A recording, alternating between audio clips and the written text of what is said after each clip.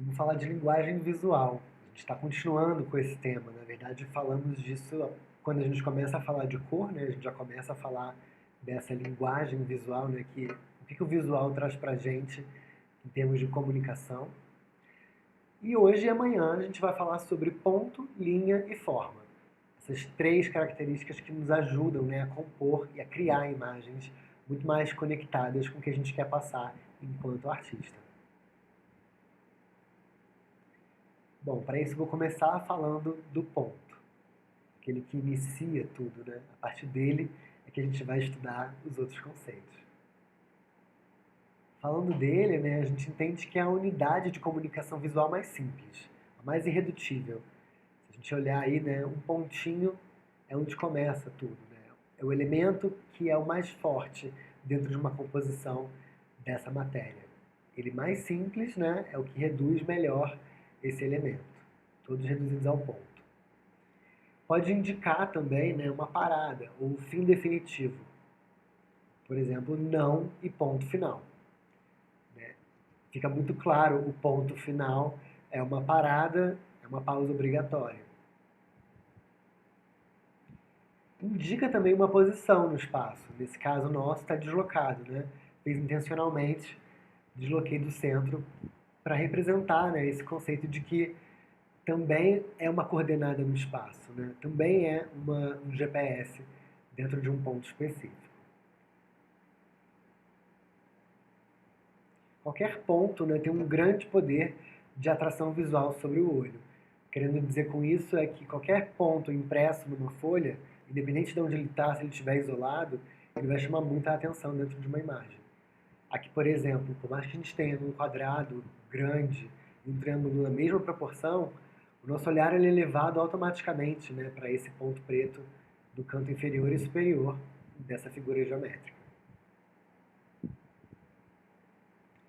Também a gente está falando aqui de uma massa, né, de pontos que juntos vão se tornar uma textura.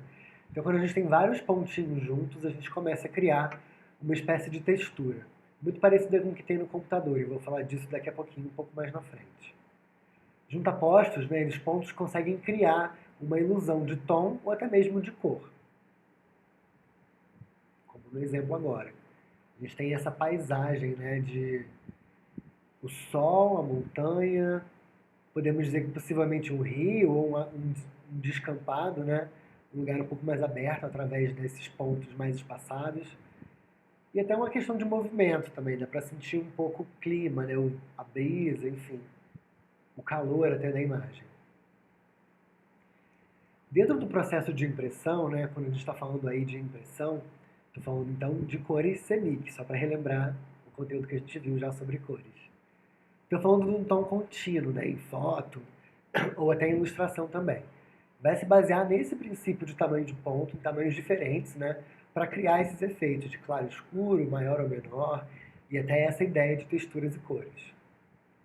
Aqui na foto, por exemplo, a gente tem um recorte de um olho, né? E quando a gente aproxima, na verdade, tem vários pontos juntos, alguns tão próximos, né, que ficam solidificados, criando aí, por exemplo, o efeito do canto do olho e esse efeito sombreado, abaulado, né, para que a parte branca sobressaia. Todo mundo conseguindo perceber?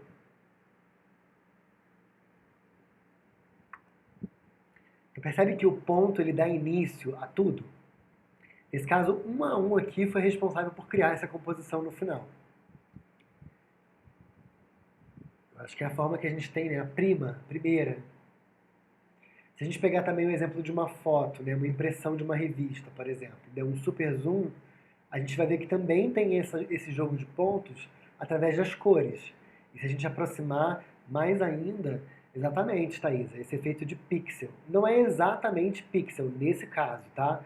Aqui o pixel é quando a foto é olhada através do monitor. Como a gente está olhando a foto através da matriz papel, a gente vai ter esse pontilhado, aí, esse pontilismo entre cores, se a gente perceber no canto direito, né, tem várias cores sobrepostas. Aí eu já posso te dizer que é o magenta, o amarelo, o ciano e o preto. São essas quatro cores que vão ajudar a fazer a policromia.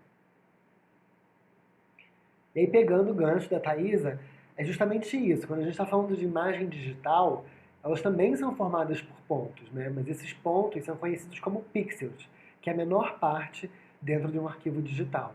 Esse conjunto de milhares de pixels é que vai formar a imagem que a gente viu anteriormente, né? Essa imagem inteira.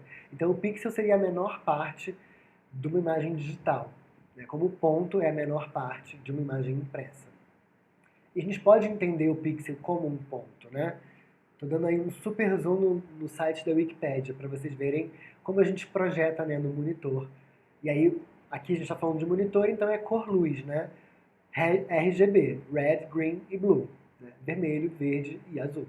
Dando esse zoom mais próximo, a gente consegue perceber claramente, né, essa formação de pixel. E a gente tem até a pixel art, né?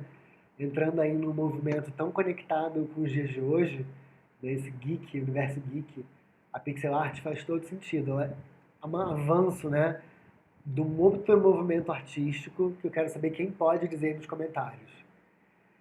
O que lembra vocês, assim, a pixel art lembra que tipo de movimento, né? Quase que eu dei uma colinha agora, talvez tenha dado. É isso aí, Rebeca, pop art, né? Tem essa levada da pop art, né? Então, super a gente pode explorar também no nosso trabalho. Por isso que eu digo que a gente não precisa ter uma ilustração de moda próxima ao que era feito na década de 30 ou na década de 20, como a gente viu, né? Naquele momento da história da arte, da história da ilustração.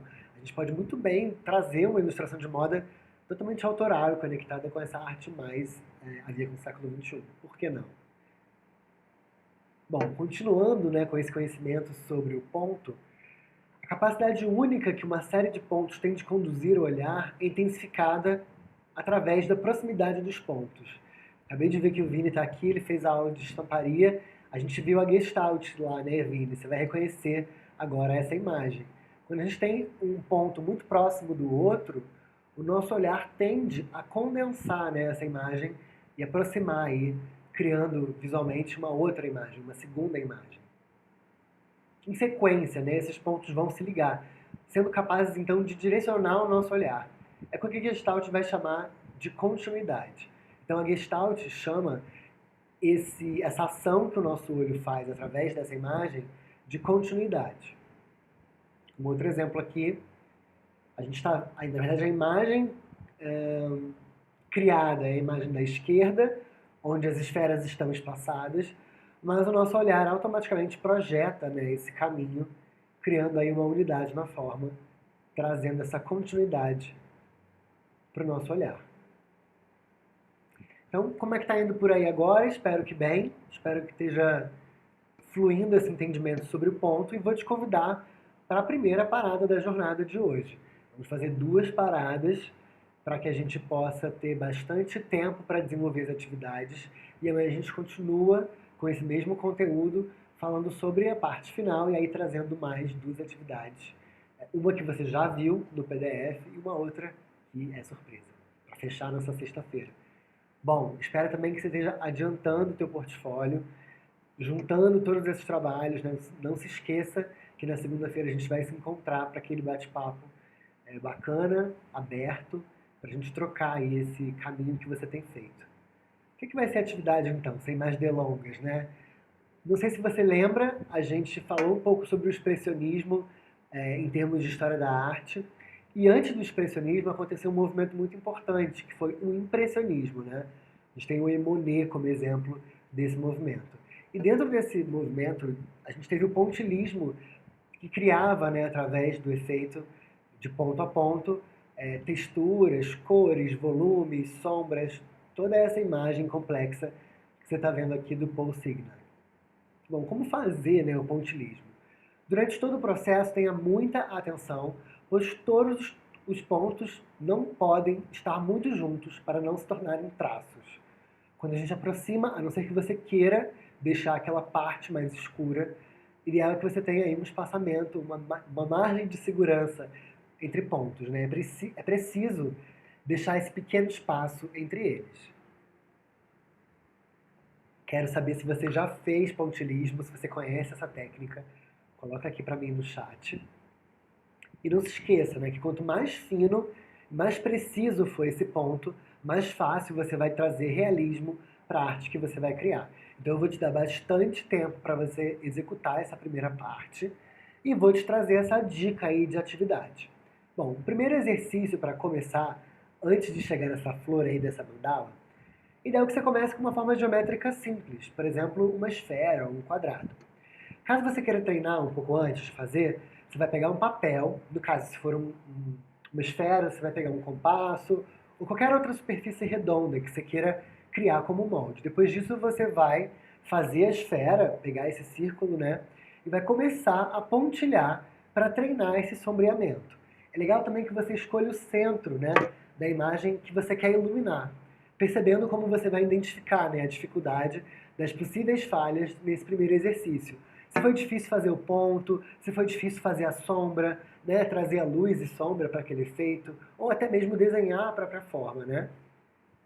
Trouxe esse primeiro exemplo bem simples, que é de um cubo, e nesse desenho a gente escolheu dar a luz para frente do cubo.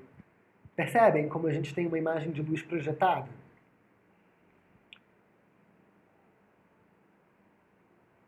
Vocês podem ir pontilhando aos pouquinhos, dando esse sombreado, né?